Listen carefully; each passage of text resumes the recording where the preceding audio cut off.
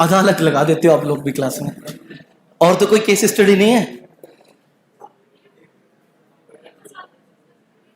भाई साहब? एक और आ रहा है ये खतरनाक वाला है। बेटा तू कुछ मत करियो, मैं तेरे साथ हूं, परेशान मत होइयो। अब इसे बता नहीं सकते, पढ़ लेना। हाँ जी बेटा।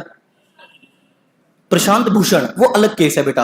प्रशांत भूषण केस भी इसी आर्टिकल से रिलेटेड है, आर्टिकल 21 से संबंधित है और साथ के साथ आर्टिकल 19 से भी। उस पर डिस्कशन में चर्चा करेंगे। ये बच्चा कह रहा है कि सर मेरी गर्लफ्रेंड मुझे छोड़कर चली गई, उसके खिलाफ मैं रिपोर्ट करूंगा। और एक इमोजी गुस्से में बना के भेज रहा है।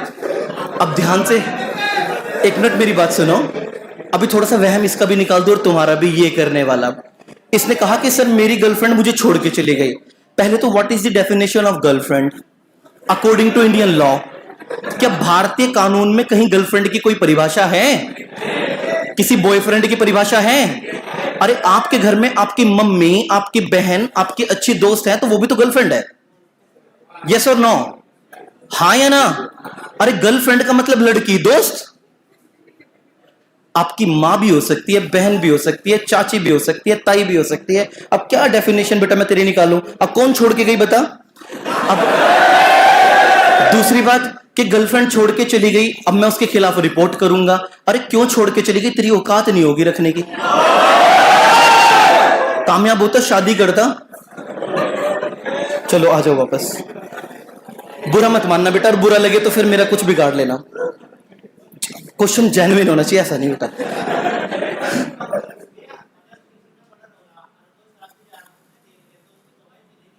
अगर किसी का मर्डर हो रहा है, कोई व्यक्ति उस मौका वारदात पर मौजूद है, तो उसकी गवाही चलेगी कि नहीं चलेगी? बिल्कुल चलेगी बेटा। अगर उसने शराब पी रखी है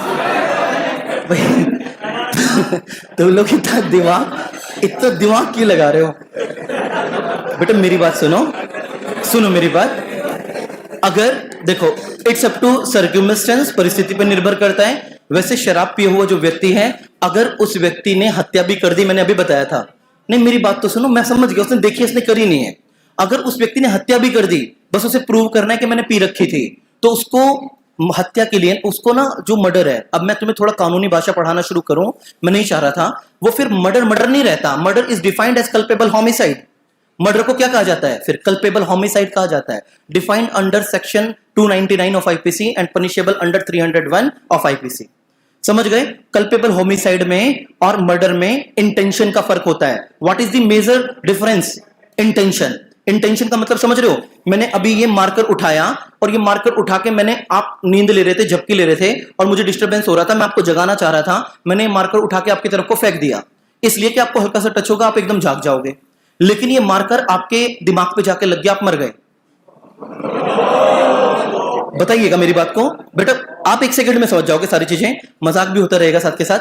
मैंने ये मार्कर थोड़ा तेज फेंक दिया और ये मार्कर आपको मार देता है, तो इस कंडीशन में क्या मेरी इंटेंशन आपको मारने की थी? मेरी इंटेंशन थी कि आप जाग जाओ और पढ़ लो, लेकिन आप तो मर गए। तो क्या इस कंडीशन में मैं हत्या का आरोपी हूं? ये हत्या नहीं है बेटा, this is known as culpable homicide. ये क्या कहलाएगा? Culpable homicide. एक चीज याद रखना, मैंने अभी बताया, पनिशमेंट ऑफेंस जो है ना, ऑफेंस मायने नहीं रखता, ऑफेंस करते वक्त इंटेंशन क्या थी ये मायने रखता है। उदाहरण पुराने जमाने का मैं तुम्हें देता हूं। राजा दशरथ ने जब कौन था जो अपने फादर मदर को लेके गया था? श्रवण झाड़ियों के पीछे पानी भर रहा था। राजा दशरथ को लगा कोई जंगली जानवर है, राजा दशरथ ने तीर चला दिया। ये मैं लॉ के बच्चों को एग्जांपल देता हूं। राजा दशरथ ने तीर चलाया क्या सोच के कि कोई जंगली जानवर है, मर कौन गया? समझ गए कि नहीं? कौन मर गया? तो यहां पे इंटेंशन राजा दशरथ की क्या थी? जंगली जानवर का शिकार करना, श्रवण को मारना नहीं था। बस ये साबित करना है राजा दशरथ को कोर्ट में जाके, और राजा दशरथ को सजा किसके लिए? हत्या के लिए नहीं बेटा, कल्पेबल होमिसाइड के लिए मिलेगी। और कल्पेबल होमिसाइड के लिए जल्दी जमानत भी हो जाती है और अपराध के लिए सजा भी कम है। फांसी की सजा का तो कोई मतलब ही नहीं उठता। समझ गए ना?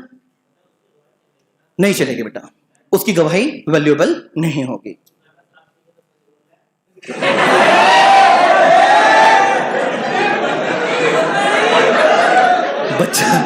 बच्चा कह रहा है कि ऐसा कहते हैं कि शराब पी के तो सच बोलते हैं। बेटा अगर ऐसा होता तो फिर किसी न्यायालय की जरूरत नहीं थी, किसी जज की जरूरत नहीं थी। अपराधी को पकड़ती, 2 बोतल डाली जाती और खड़ा कर दिया जाता पब्लिक के सामने, हाँ भाई बता। बेटा शराब पीने के बाद इंसान सच नहीं बोलता, इंसान इंग्लिश बोलता है, इंग्लिश। समझ गए ना? शराब पीने के बाद इंसान अपने होशो हवास में नहीं होता, वो उड़ रहा होता है, उड़ रहा।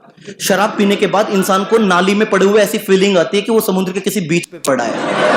शराब पीने के बाद उसकी जो भावनाएं हैं ना, वो उसके केंद्रीय बिंदु से अलग हट जाती हैं और उसके पिट्यूटरी ग्लैंड से डिफरेंट टाइप ऑफ क्या होते हैं बेटा, हार्मोन्स रिलीज होने लगते हैं।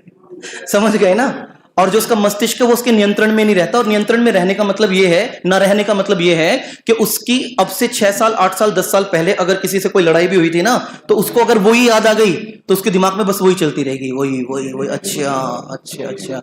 और आप उसे कुछ कहोगे, उसे लगेगा पता नहीं कौन सी दुनिया में, वो खुद नहीं जानता, ही डोंट नो।